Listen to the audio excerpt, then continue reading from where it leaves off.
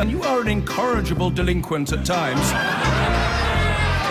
Behave yourself, man!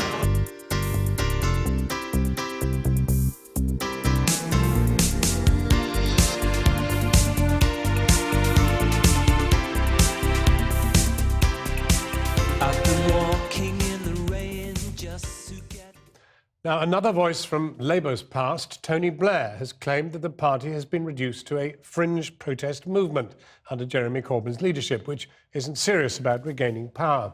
Moderate MPs say that they've become the target of increasing pressure from left-wing activists over the vote on bombing Syria, including attempts to get them deselected.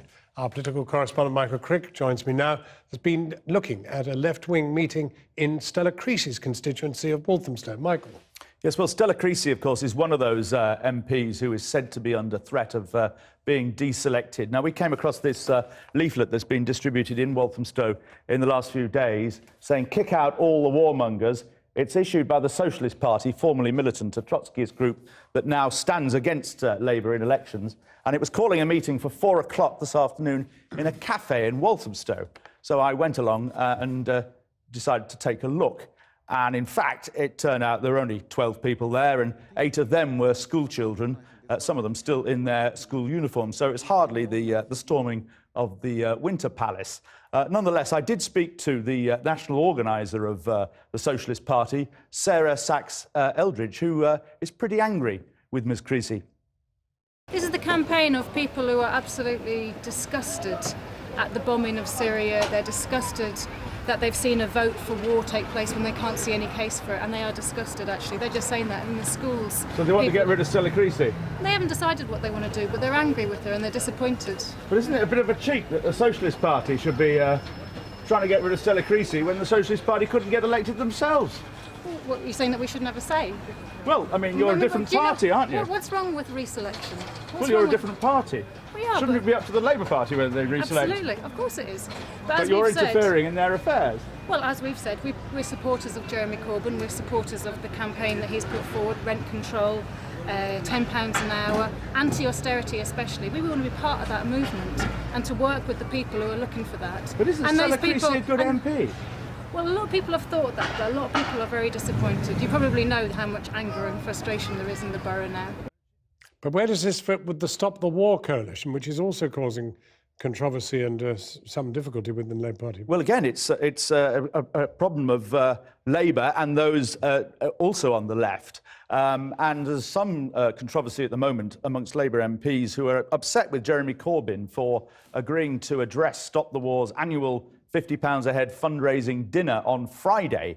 And in particular, they're upset about some of the language and tactics that Stop the War have been using over the last couple of weeks.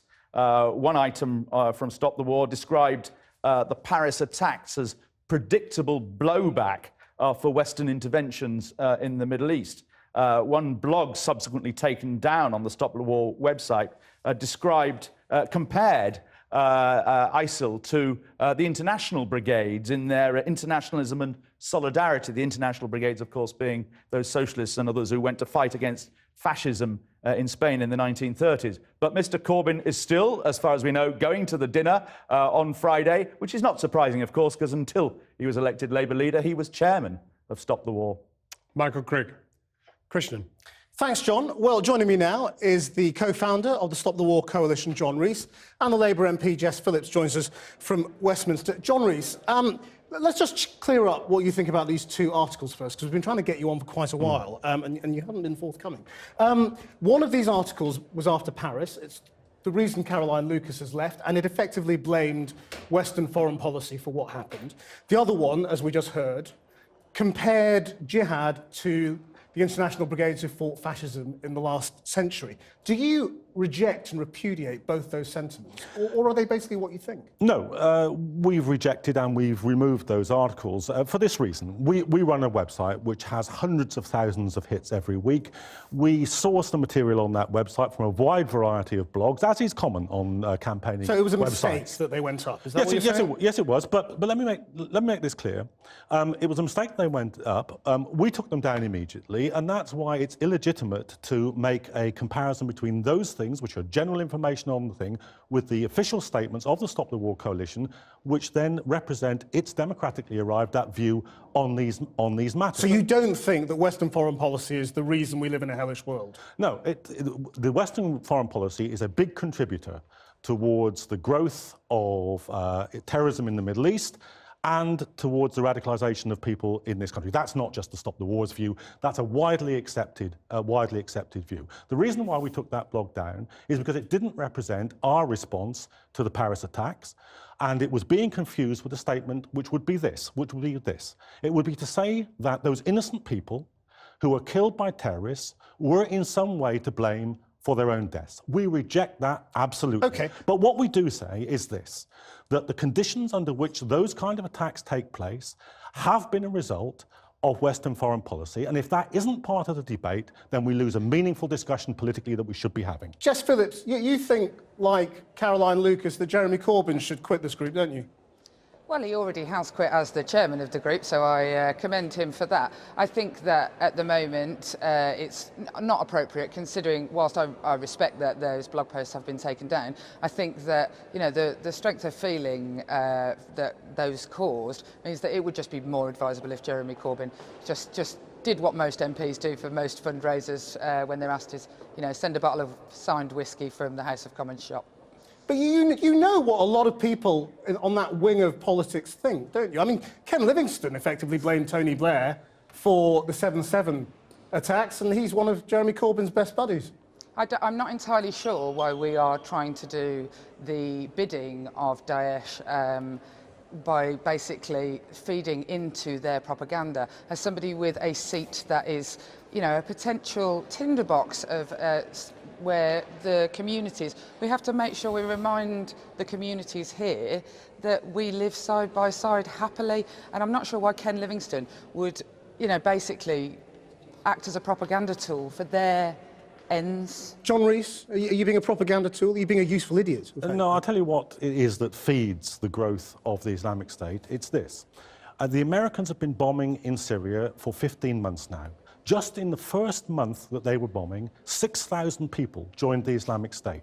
In the last year or so, the Americans say that they've killed 15,000 Islamic State fighters. But 15,000 more have stepped into their shoes so that the Islamic State is exactly the same size now as it was at the beginning of this bombing campaign. The problem with the war on terror and the problem with the bombing is it doesn't cure terrorism, it generates it. So do you apply that to Putin's bombing as well? Yes, absolutely. And that's why, as soon as the Russian bombing started, we issued a statement saying that we rejected that and that it should not happen. Jess Phillips? Well, I mean, I voted against the bombing for a number of different reasons. I think that ISIL are obviously doing a terrible job of getting their message across when we keep taking credit for work that they are clearly, they dislike the West, they dislike our way of life. I think that us saying that us bombing them is causing this, I think is naive. It may well be one factor, but I think it is naive and it is not at all helpful at the moment. Wouldn't it just be dishonest, though, of Jeremy Corbyn to distance himself from a group that he fundamentally supports and chaired for years? You know, for him to walk away just because it's a bit embarrassing would be just dishonest politics, wouldn't it? Well, no, I mean, it's sort of grown-up politics, actually, is the truth, because we all have to, when we become members of Parliament, we all have to step away from things that we did before. Why? And take a broader Things you believe in?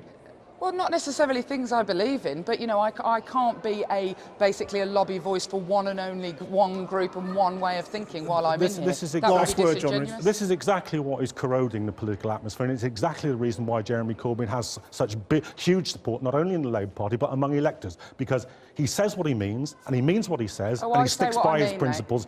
Yeah, but nobody can understand exactly what you're saying. That's the difference. I'm really sad what I'm saying is I hope that the bombing, I hope I'm wrong in voting against, I hope that it does exactly what it intends to do, and I think you should hope that too. We'll just leave it there. The opposite way round. Thank you both very much indeed for coming in. I've been getting away with it